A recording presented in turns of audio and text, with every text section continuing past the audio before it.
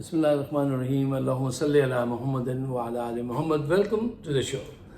साहिबों, हम रोज़ जर्नैलों की, पॉलिटिशियंस की, माफियाज की, मीडिया मालिकान की, इन सब की करप्शन की बातें करते हैं। और क्यों? उसकी वजह ये होती है कि इन हालात को यहाँ तक पहुँचाने में इनका बहुत किरदार है, इन सब का। और जिस तरफ नज़र दौड़ाओ, जिस मोड़ से गुजरो, इनके चेहरे नज़र आते हैं। क्या अच्छा किसी ने कहा था कि जिस राह से गए तेरे दरो बाम ही आए, मकदूर नहीं सुबह चलो शाम ही आए। तो ये इनके चेहरे तो नज़र आते रहेंगे। इनको एक मिनट को उठा के ज़रा दूसरी तरफ रख दीजिए। देखिए, आज मैं इस पर आपसे बात करना चाहता हूँ कि महंगाई की जो लहर आई हुई है, इसका मुकाबला कैसे किया जाए, इसको कैसे रोका जाए और खुशहाली की तरफ कैसे बढ़ा जाए। कोई इंस्टेंट फार्मूला मेरे पास नहीं है, कोई क्विक फिक्स नहीं है मेरे पास कि मैं कह दूं ये ऐसे स्टेप नंबर 1 2 3, ये डायग्राम हो गई, ये हो गया, आपका पेपर सॉल्व हो गया। नहीं, ऐसा कुछ नहीं है। देखिए, एक अक्लमंद ने एक बात कही थी, मैं उनका नाम भूल रहा हूं। उन्होंने कहा था कि गुर्बत का अपोजिट क्या है? गुर्बत का अपोजिट क्या है? खुशहाली नहीं। उसने कहा गुर्बत का अपोजिट जो है वो इंसाफ है। अगर इंसाफ कायम करें ना आप, तो यकीन कीजिए कि फिर गुर्बत दूर होती है। पाकिस्तान पे ये बात बिल्कुल सादिक आती है। आज अगर हमारी अदालतें इंसाफ मुहैया करने लगें, एजेंसीज के दबाव को कह दें कि नहीं, हम आपके दबाव को नहीं कबूल करते, नवाज शरीफ का पैसा लेना बंद कर दें, लालच में ओहदों के ना आए, तो हम अपने हालात पर काबू पा सकते हैं। अच्छा, वो किस्सा आपने सुना हुआ होगा ना कि वो जब जर्मनी ने बरतानिया पे हमला किया, उनका सेक्रेटरी आया, वो अंकल, वो मोटे से क्या नाम था, वो सस्पेंडर वाले, हमटी डमटी क्या नाम था यार उनका, चर्चिल। उन्होंने कहा कि वो सेक्रेटरी ने कहा फौजें इतनी तेज़ी से बढ़ रही हैं, यहाँ तक पहुँच जाएंगी। उसने बहुत सुकून से कहा, ये बताओ हमारी अदालतें कैसे काम कर रही हैं, इंसाफ मुहैया कर रही हैं? उसने कहा जी साहब, अदालतें तो सही कर रही हैं। तो उसने कहा फिर फिक्र की ज़रूरत नहीं है। अब इसके अंदर बहुत बड़ा मैसेज है। अब ये वक्त नहीं है कि हम उस पर थीसिस करने लगें कि उसके क्या माने, तो उसको छोड़ दीजिए। अच्छा, देखिए, अहम बात इस वक्त ये है कि आप एक सदा सुन रहे होंगे कि इलेक्शन कराइए, इलेक्शन कराइए। इलेक्शन करा के क्या गुर्बत दूर हो जाएगी? चोरों की जेबों से पैसा निकल के खुद ब खुद उबलने लगेगा, गिरने लगेगा कि भाई हम उनको माफ़ कर दीजिए, हमने इतना तक खजाना लूटा था? ऐसा कुछ नहीं होने वाला। आटा बहुत सस्ता हो जाएगा, चीनी वाफिर हो जाएगी, पेट्रोल की लाइनें जो हैं वो छोटी हो जाएंगी, हर तरफ खुशहाली हो जाएगी। नहीं, ऐसा कुछ नहीं होने वाला। तो हम ये क्लेम तो नहीं कर सकते, मैं ये प्रीच तो नहीं कर सकता कि आइए महंगाई को ऐसे ख़त्म कर दें। सबसे पहले जो बात है वो ये है कि आइए सोचें कि इस महंगाई और इस बर्बादी को रोका कैसे जाए। सबसे पहले तो कोई बॉल ऊपर से गिरती चली आ रही है, उसको पहले रोकेंगे ना आप। वो कहते हैं ना, स्टॉप इट स्टूपिड। तो पहले इसको रोकिए, फिर उसके बाद आप स्टेप्स लेंगे कि उसको एलिमिनेट कर दें। एलिमिनेट के माने समझते हैं ना, बड़े पैमाने में बिल्कुल ही खात्मा उसका उस वक्त होगा। अच्छा, देखिए, इलेक्शन होने से क्या है कि 2-3 बहुत बड़े फ़ायदे हैं। पॉइंट नंबर 1 कि जब इलेक्शन की खबर आएगी तो ये जो आपकी जो सियासी अदम इस्तेहकाम की जो बात आप सुनते हैं, वो उस तरफ पेशकदमी शुरू होगी। जो स्टॉक मार्केट धड़ाम से नीचे गिर गई है, जो लोगों का कॉन्फिडेंस ख़त्म हो गया है, वो एक जगह जाके रुकेगा। एक उम्मीद पैदा होगी कि अब हम बेहतरी की तरफ जाएंगे। बुराई की तरफ जितना जा रहे थे वो लास्ट स्टॉप था, अब हमने वो देख लिया, अब हम अच्छाई की तरफ जाएंगे। जहनी तौर से लोग इस डायरेक्शन में आना शुरू होंगे। पॉइंट नंबर 2, देखिए, इतने गंदे और ख़तरनाक हालात में जिसका शिकार आप हैं आज, उसमें आपको एक ऐसे ज़हीन दबंग लीडर की ज़रूरत है जो न झुकता हो, न बिकता हो, और ज़हीन हो और कस्मेटिक हो, पूरी दुनिया में उसकी इज्जत होती हो, और वो आके इन हालात का मुकाबला करके उम्मीद कायम रखते हुए आपको आगे लेके जाए। अब जब मैं ये अल्फाज अदा करता हूँ तो आपके जहन में मुल्ला फजलुर रहमान की तस्वीर क्यों नहीं बनती? نواز شریف کی تصویر، زرداری کی تصویر کیوں نہیں بنتی؟ عمران خان ہی کی تصویر کیوں بنتی ہے؟ ہمارے ایک دوست ہیں، بڑے اچھے، بڑے نفیس آدمی ہیں، بہت اچھے کارڈیولوجسٹ ہیں نیو یارک میں ہی. وہ اس دن ایک محفل میں مجھے ملے، کہنے لگے فائق صاحب میں تو سمجھا آپ نے پی ٹی آئی جوائن کر لی، آپ اتنی حمایت کرتے ہیں عمران خان کی. میں نے اسے کہا دیکھیے بھائی، بات دراصل یہ ہے کہ جب کسی کو سپورٹ کرو نا تو یہ آدھا آدھا نہیں، پورا سپورٹ کرو تاکہ اس کو مکمل کامیابی حاصل ہو سکے. ہمارے وہاں یہ جو بے ایمانی ہے نا، ایک آنکھ لڑنے کی، ایک دوستی کی، یہ غلط منافقت کی پالیسی ہوتی ہے، اس سے کامیابی نہیں ہوتی.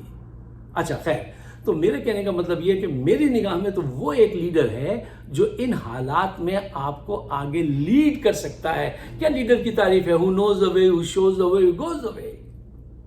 اس میں یہ ساری ایبیلٹیز ہیں. اچھا اب ذرا اور گہرائی میں اتریے، اور جلدی سے ایک بات، کیونکہ جمعے کے دن ہمارے لیے بھی یہاں پہ بڑی ٹائم لیمٹس ہوتی ہیں.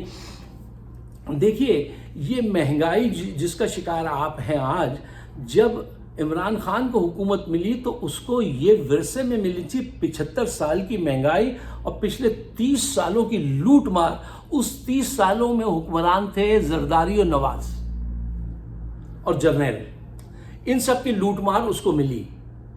اس کے ساتھ اس کو سیلاب ملا، ایک کمزور ٹیم ملی، ٹھیک ہے نا، اور کرونا جیسی آفت ملی. اور وہ اس کرونا میں اس کا کوئی کارنامہ، میں زیادہ کریڈٹ عمران خان کو نہیں دیتا ہوں، میں خدا تعالیٰ کی مہربانی کو دیتا ہوں کہ اس نے ان کے دل کو اس طرح سیٹ کر دیا تھا. یہ روز ٹی وی پہ آگے کہتے تھے میں ہر طرف لاک ڈاؤن نہیں کر سکتا، میرے دہاڑی دار کا کیا بنے گا، روز میرے دہاڑی دار کا کیا بنے گا. یہاں بند کی، وہاں کھول دی، ایکسپورٹ بڑھائی، ٹیکس نیٹ جو ہے اس کو بڑھایا. اور اس کے ساتھ کیا، شبر زیدی کو میں ضرور سلوٹ کرتا ہوں، جینیس. ہم نے جینیس لوگوں سے تو کام نہیں لیتے، انہیں تو صرف بدنام کرتے ہیں نا، ہم ڈیگریڈ کرتے ہیں، انٹیمیڈیٹ کرتے ہیں. خیر اچھا، شبر زیدی نے ان کے ساتھ کام، ٹیکس نیٹ اتنا بڑھایا کہ پیٹرول کی جب قیمتیں بڑھنے لگیں، جو اس وقت عالمی سطح پہ بھی بڑھ رہی تھیں، تو عمران خان نے کہا، سوچا کہ پیٹرول کی قیمت بڑھنے سے ہر چیز کی قیمت بڑھ جاتی ہے، اس کو جو ہے پیسے نکالے کہاں سے، جو ٹیکس میں جمع کیے تھے، اب سبسڈی دی کن کو، پیٹرول پر.